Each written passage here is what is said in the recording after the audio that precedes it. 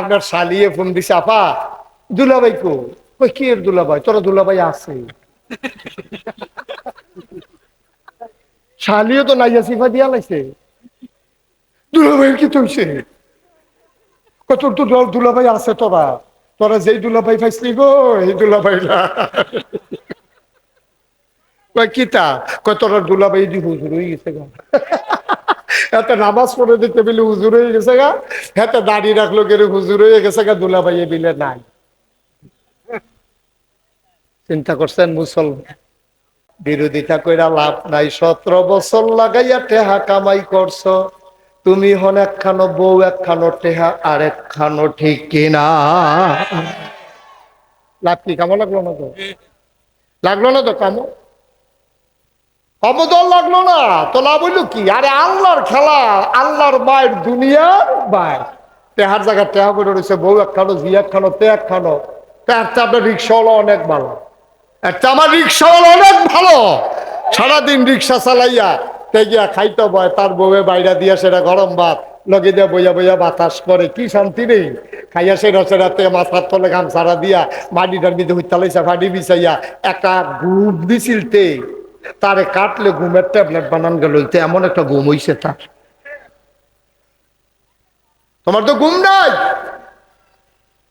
তোমার ঘুম নাই। কত ভাগনা ভাগনা কথা কইছ, তখন আমরা বুঝাইয়া বুঝাইয়া কইতাম এত ভাগনা আমি বালা না। টেলিভিশনের ভিতরে মারতো দৌড়ালায় কালামান্ডিকে, ঠিক নি রে? এবার একটা বিচারপতি এবার এই জন্য দৌড়ালায় মারতো, যে কি করে। আরে এরপরে তুমি যা কলা পাতার মধ্যে হইতে রইছো বসন্তের রুগীর মতো। কলা পাতার মধ্যে যে আপনি হত্যা রাখছে, আমার এত মায়া লাগছে, মনটা কিছু একটা বালিশ দিই। ভাইও এটা না, এইটা না, এটির নাম জিন্দেগি। ওই যে যারা পূজা টুজা দেয়, তো পূজা দিতে লইলে তো তারা গিয়া কয় যে দেন এই পূজা দেন, আমি আমার শরীরের পুতের শরীর বেলা কিতা লাগবো? কয় তোমার একটা ধুতি লাগবো, একটা গামছা লাগবো, একটা লুঙ্গি লাগবো, একটা শাড়ি লাগবো, একটা ফাইলা লাগবো, একটা কলস লাগবো, কলার একটা ছড়ি লাগবো, একটা ফাড়া লাগবো, 5 কেজি খাঁটি গাইয়ের দুধ লাগবো। মানে এবার ঘর যা যা লাগবো বুঝ করে এবার কইয়া লাইছে। বউয়ের শাড়িটাও ছিঁড়ে উঠছে, তো বউয়ের শাড়ি রাখবো কইয়া দিছে, সুইটা সেটার লাগা এই ধুতিটা কিনতে হাতটা ঢুকে বানাই নেবো, বুদ্ধি করে সব কইয়া লইছে। কলা, দুধ, খাসি, এটি জন্য হুগাইয়া গুস্ত রেখে ভাবলো, তার ফিরিজ আছিল না, এই খাসির গুস্ত যেন হুগাইয়া রেখে দিতে পারে মাঝখানেকের ভিতরে, আর পূজা টুজা নাই যেন চলতে পারে। হেই বুঝে ওই যে ঠাকুর ব্রাহ্মণ হাতে বুঝ করে কইছে, আচ্ছা তখন যদি এক আল্লাহ চালু হইয়া দেখা, তইলে দেবদেবীর পূজা আর থাকবো নি? না কথা না, পূজা আর থাকবো নি? তো পূজা না থাকলে কেউ ধুতি দিবনি, কেউ কলস দিবনি, ছাগল দিবনি, তারপরে কলস ছড়ি দিবনি। তখন এইটান দিয়ে 1 নম্বরে নবীর বিরুদ্ধে ফাল দেখে দিয়ে গেছে। সব দা এক আল্লাহ বলতে কোনো জিনিস নাই। আমরা বাপদাদার ধর্মের মুখে সুরকালি বা খাইতে পারতাম না, 360 দেব আগের থেকে মেলাইছি, এটার উপরে থাক। তুমি এই কথা কইলে করে খবর আছে তোমার? পয়লা বাধা দিল কারা? ধুতি ভাউন না, কলা ভাউন না, ছাগল ভাউন না, গামছা ভাউন না, ওই যে এই লুঙ্গি ভাউন না, তারপরে গিয়ে দুধ পাউন না, কলার শরী ভাউন না, খাসি পাউন না, হেতে পয়লা বিরোধিতা করছে। আমরা দেশটা তো তখন যদি সুন্দর করে প্রকৃত ইসলামের কথাটা কর, তাহলে একদল মানুষ দ্বারা আমি বিশ্বাস করি বাংলাদেশে অধিকাংশ যত যত বড় বড় মাজার আছে, মানে আল্লাহ রলিরা ঘুমাই রয়েছে। আচ্ছা এবার হগলে আমরা বিবেক খাড়াইয়া কইবেন, আল্লাহ রলিরা হত্যা রয়েছে, হ্যাঁ আমরা দোয়া করা, আচ্ছা হ্যাঁ 500 টাকা দিলে যিনি ঘুমাই রয়েছে উনার কি উপকার? এটা কইবেন না, কোন উপকার আসেনি। এবার যিনি ঘুমাই রয়েছে কবর, উনার কবর গিয়া সেটা যদি আপনি 500 টাকা দেন, তাহলে উনার কি উপকার? এটা কইবেন। উনি হয়তো দোয়া করলেন উপকার, গিয়া দোয়া করবেন, আল্লাহ এই কবরটার ভিতরে যিনি ঘুমাই রয়েছে ওনার যদি জীবনে কোনো ভুল করে থাকে তুমি মাফ করে দিও, আর তুমি উনি আল্লাহ রলি আমরা জানি, ওনার উসিলা আমরাও মাফ করে দিও। এইটাই না নিয়ম। তার নাকি হেন টেহা দিলে, হ্যাঁ গিয়ে পয়সা দিলে, হ্যাঁ গিয়ে গামছা দিলে কি লাভ দইব? আমার কত বুঝাই এখন। এই 1500 বছর আগে এই তারা এই কাম করছি কইরা, সেটা যখন বিরোধিতা করছে, তখন আমরা দেশ আপনি বালা ইসলামের কথা কইলে, ওই সেদিন মাহফিলও কইসলাম যে আপনার বউ এত ভালো আপনার লেগিয়া, আপনি খালি কুদ্দুর বালা করে ইসলামটা মাইনা চান না। দেখবেন বউ এবারে আপনি টিটকারি মেটা লইতো না। খালি ভালো করে ইসলাম রাজ্য মানেন, আপনার দাড়ি রাখেন না তো, দাড়িটা রাখা চান, আপনার বউয়ে কিতা কয়, 5 ওয়াক্ত নামাজটা ধইরা চান, পায়জামা পাঞ্জাবি টুফিটা মাথার দিয়া লান, দেখবেন আপনার বউ এবারে আপনার টিটকারি মারা শুরু করবো। চিন্তা করছেন নি মুসলমান তো বেডিটাও তো মুসলমান, যে বেডিয়ে তোরার দুলাভাই নাই কইছে হেবিডি কি হিন্দু, হেবিডি কি ইহুদি, হেবিডি কি খ্রিস্টা, হেবিডিও তো মুসলমান, মুসলমান হইয়ে তো দুলাভাই নাই। এই সিহন কথাটি বাংলাদেশে কেউ কইতো না, আমি যদি কইতে গ্যারান্টি ঠিক নি রে। আমি বুঝাই না বাবা, বুঝাইয়া বুঝাইয়া বুঝান তো যে খানা দিতাম পারি তো, যাবার শক্ত ভাত খাইবা, এবার কর্কুরা ভাত, যাবার কম একটু নরম খায়, এবার লেগে একটু যাও যাও ভাত, যাবার একবারে ফারে না, মাত্র দুধ ছাড়াইছে, হ্যাঁ বেটাটা কামড় করে ডাইলের পানি দিয়া কষলন দিয়া বদনার ভিতরে বইটা নল দিয়া বুঝা যাওয়ান লাগবো। জাতা জাতির কিচ্ছু নাই এখানো, ঠিক কিনা খাও। তাইলে আমরা মাজারও টেহা দিলে যদি মাজারের লোকটার উপকার হইতো, কান লাগলে জনে হগলে মিল্লা টেহা দিতাম, ঠিক কিনা খাও।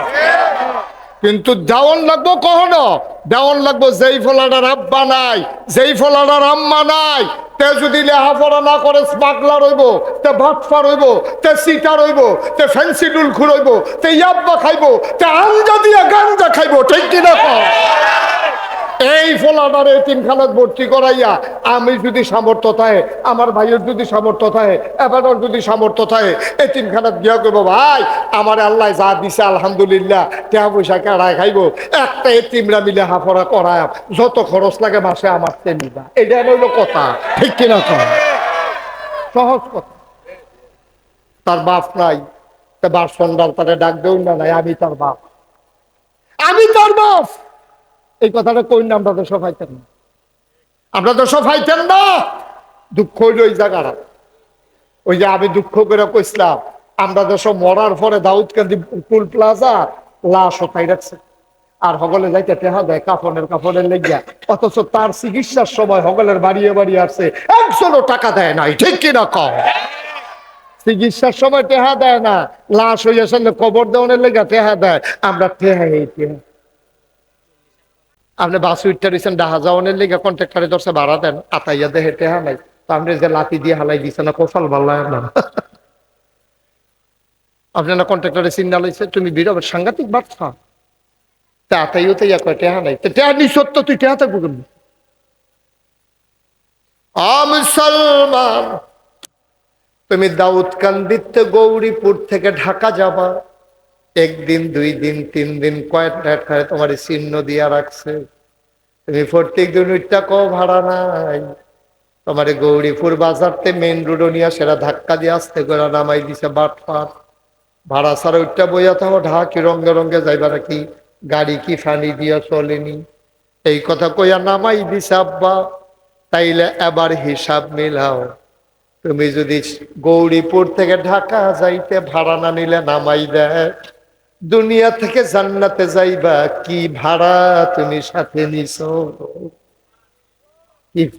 কি ভাড়া নিছো সাথে, তুমি হিসাব মিলাইছো, তুমি কি ভাড়া নিছো ভাই বলো, আমার হিসাব দেন। আপনি হিসাব আল্লাহ করেন লাগতো, আপনার হিসাব আপনি করেন না।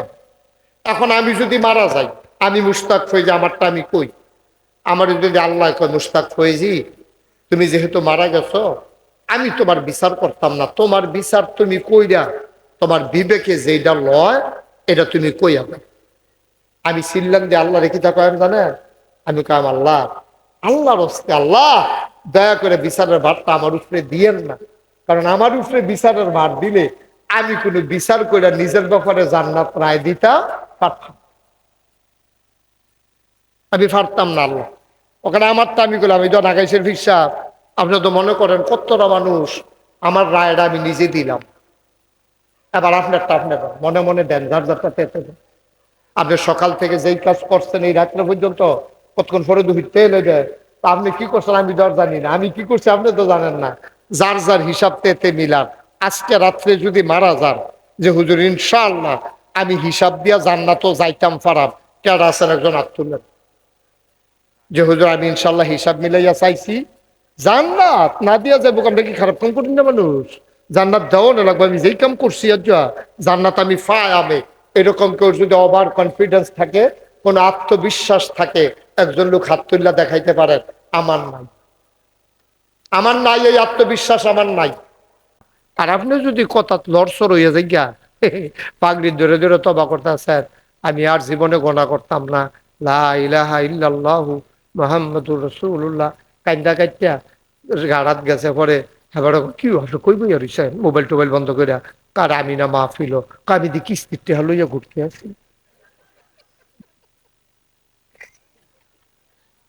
আপনি মাহফিলও বইয়া রইছেন, আমি গিয়া কিস্তির টেহা লইয়া ঘুরতে আছি, কি তা করো কত তো ইয়া অংশ কত আব্বা, আপনি এতক্ষণ ধরে মাহফিল বইয়া কিতা কইলেন, আর বাড়ুই আপনি এটা কিতা করলেন, তে কইল কি, তে করলো কি? আপনারা এতক্ষণ ধরে জিকির করলেন মাগরিবের পরে, আবার ফিরসা হুজুরের লগে জিকির করবেন লা ইলাহা ইল্লাল্লাহ। আপনি বুঝছেন নি কিতা কইছেন? নাকি আপনি বড় বড় ইয়া কইতে আছেন, সকলে কয় আমিও কইতে আছি, আপনি বুঝছেন নি কিতা কইছি? আপনি তো বুঝন লাগবো তো, এটা কিতা কইছেন আপনি? লা ইলাহা ইল্লাল্লাহ কি কইছেন আপনি? আপনি তো আরবি বুঝেন না, আরবি বুঝেন না দেখে তো এই সমস্যা। লা ইলাহা ইল্লাল্লাহ যখন আপনি কইয়া লাইছেন, লগে লগে আপনি কয়েকটা কথা কইছেন, লা ইলাহা ইল্লাল্লাহ। আপনার আমার কিন্তু কথা কইেন, আমি কিন্তু অনেক মাহফিল মঞ্চে যারা কথা কয় না তারারে নামাইয়া নিচের তো কই না তুলছি, কি হরা মোহন, আমি কি আমি ওয়াজ করন লাগতো না? আমার আবার নিচে কথা কই না রাহি আছে না, ও কথা কই না আছে না নিচে? নমুনা দেখছেন নি? নমুনা খারাপ হইতেন দুইটা লাগবো আপনারা নামাই দিয়া, তো এত ভালো থাক, নামানামির দরকার নেই, কই আনে এটা তো ভালো কেন, হ্যাঁ কই আনে। আপনি ডিব্বা যেমন দুম ধরে বই রয়েছেন কিন্তু না নয়, বাতির তলে তো আন্দায় কথা কইন লা ইলাহা, লগে লগে কইতা কিতা কইছেন জানেন? এবার কইতে আছি লা ইলাহা ইল্লাল্লাহ, লা মাহবুদা ইল্লাল্লাহ, লা মাশুকা ইল্লাল্লাহ, লা মাওজুদা ইল্লাল্লাহ, লা মাকসুদা ইল্লাল্লাহ। পত্রিকতা কইয়া লাইছেন দেখছেন? মুখে কইছেন লা ইলাহা ইল্লাল্লাহ, অন্তরে আপনি একজন তরিকতপন্থী মানুষ হিসাবে আপনার অন্তরে থাকতে হবে লা মাবুদা ইল্লাল্লাহ, লা মাশুকা ইল্লাল্লাহ, লা মাওজুদা ইল্লাল্লাহ, লা মাকসুদা ইল্লাল্লাহ। আপনি মুখে না কইছেন লা ইলাহা ইল্লাল্লাহ। এই লা ইলাহা ইল্লাল্লাহ মক্কা শরীফের তারা বুঝতো, আমরা বাংলাদেশের তারা বুঝি না। ১,৫০০ বছর আগে নবী যখন সকলে ডাক দিয়া নিছে সাফা পাহাড়ের কিনারে, সাফা পাহাড়ের কিনারে নিচে পড়ে তারারে ডাইল ভাত খাওয়াইছে, পরে খুরমা খাজুর টুরমা খাজুর খাওয়াইছে নবীজি দাওয়াত দিয়া, খাওয়াই সারছে পরে জিগা হও আপনারা খবর দিস থাকি, একটা জরুরি বিষয় আছে। সুবহানাল্লাহ না কেন কথা কইেন না, এই তো ভালো ভালো এগুলো দিয়ে কথা, তোমার পরিচিত মানুষ বেড়ে দিয়ে বইয়ে দিছে, আরো গইব আরো কাছে যায় সামনে যায়, আমি দেহন লাগতো না সকলে, পরে না হইলে দাউদ কান্দি দেওয়া হইলো তো চাও খাওয়াইতেন না। আরো গইব সামনে আইয়েন, মার্শাল্লাহ আমার দিকে ঘুরে পড়, আমিন কন, আমি বললাম সাইতাছি, আমিন কন।